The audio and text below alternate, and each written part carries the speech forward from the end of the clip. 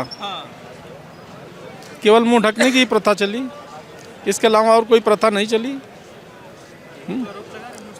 3 तलाक 4 तलाक इसकी प्रथा नहीं कि एक लड़की जिसकी बहन छोड़ते होंगे, जिसकी बहन का तलाक होता होगा, उसको कितना तकलीफ, उन्हीं मुसलमान में महिलाएं आपत्ति भी किया है, कितनी आपत्ति हुई, सब कुछ जो है, फिर भी वो चीज़ें चल रही हैं। ठीक है, उनका मजहब है, अब उस मजहब पे हम नहीं बोल सकते हैं भाई। ये हाँ भाई बिल्कुल सही है। क्यों भाई, कैसे सही है? भाई ये भारत है, भारत का मतलब है हिंदू राष्ट्र। जो भारत की तरफ है, चाहे वो मोमडन हो, अगर वो मोमडन हिंदुस्तान में रह रहा है और वो भारत माता की जय बोलता है तो वो हमारा भाई है। अगर वो भारत में रह के माता की जय क्यों बुलवा रहे हो भाई? भारत माता की जय क्यों नहीं बुलाएंगे? भारत में रह के भारत का खा रहे हैं। अगर जो भारत माता की जय नहीं बोल सकता तो वो आप जा सकते हैं। ये टारगेट उन्हें करते हैं जो हिंदू धर्म को टारगेट करता है। मोदी हो, योगी हो, मोदी हो, अमित शाह हो, कोई भी फालतू धर्म को कोई टारगेट नहीं करता। टारगेट उसे किया जाता है जो हिंदू धर्म को लेके बोले क्या हिंदू राष्ट्र नहीं बनने देंगे या कुछ भी बोलता है, टारगेट वही बंदा होता, बाकी कोई नहीं होता। अब बरेली में दंगे हुए थे, टारगेट वही बंदे हुए जिन्होंने दंगे करे, बाकी कोई नहीं। सारे रहे मोमडन, क्यों नहीं बोलेंगे जय? भारत का खा भी तो रहे हैं ना। इस्लाम में हराम है बोलते हैं वो लोग, जिंदाबाद बुलवा लो, बोलेंगे तो बहुत चीज़ें आराम है, टीवी देखना आराम है, दारू पीना आराम है, गुटखा खाना आराम है, सब बहुत चीज़ें आराम है, कर क्यों रहे हैं फिर? धन्यवाद। क्या नाम है सर आपका? वीरेंद्र सिंह। अच्छा, देश भर में एक ज्वेलरी शॉप के एसोसिएशन वालों ने एक फैसला किया है कि जो बुर्का या जो हिजाब पहन के आएगी महिलाएं, हम उनको सामान नहीं देंगे, उनको ये हटाना पड़ेगा। मतलब जो चेहरा ढक के जाती थी पहले, अब वो हटाना पड़ेगा। क्या ये फैसला सही है या गलत है? कहती है कि इससे हमारा क्राइम बढ़ता है या हम लोग को सुरक्षित नहीं महसूस होता है, इसलिए हम एक फैसला ले रहे हैं।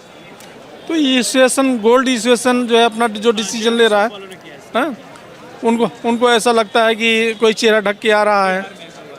बिहार में हुआ, गुजरात में, सूरत में भी हुआ था ऐसा।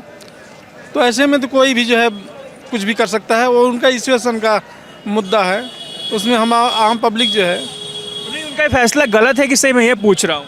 ये फैसला तो हर एक का, अगर हिंदुस्तानी तो हर एक का चेहरा, चाहे परचेजिंग करने कहीं कोई चीज़ जाए,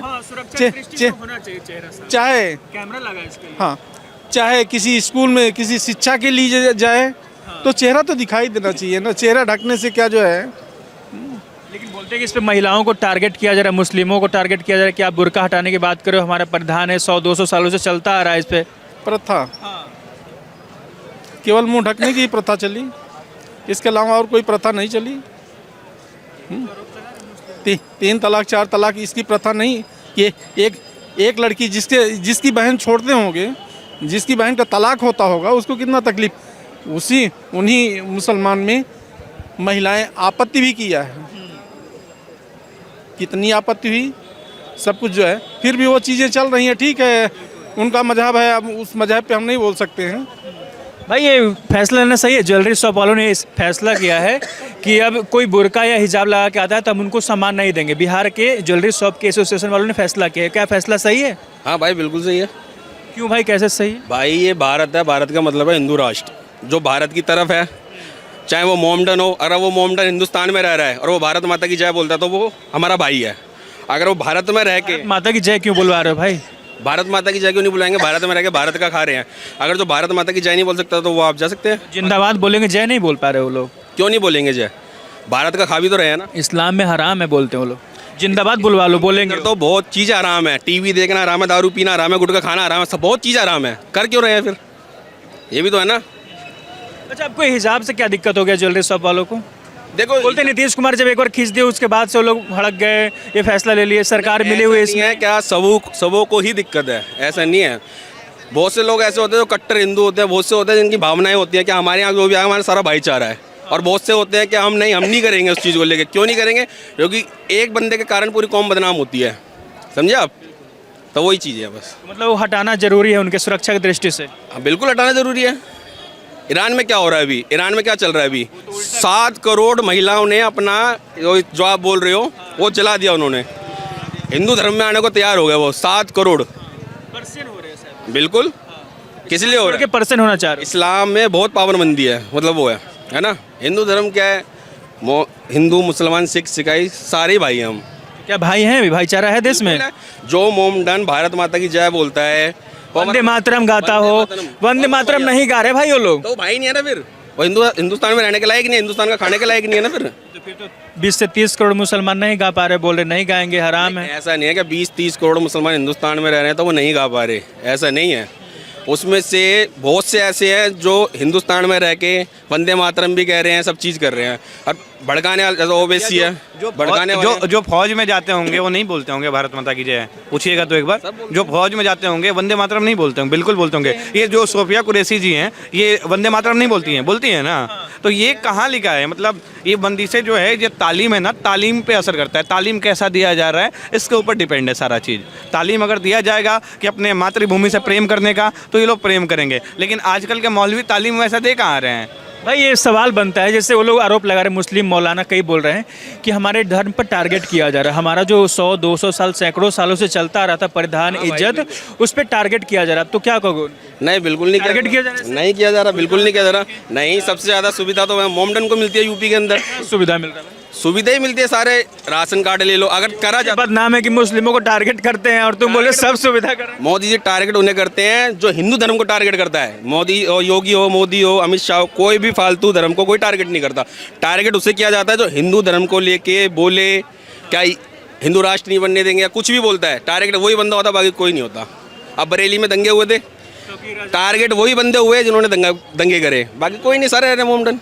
बोलते हैं कि जबरदस्ती कार्रवाई होता है, बुलडोजर पहुंच जाती है। कोई हिंदू होता है तो बुलडोजर नहीं जाता, कोई मुस्लिम नाम आता तो सबसे पहले बुलडोजर जाता है। नहीं, ऐसा कुछ नहीं है।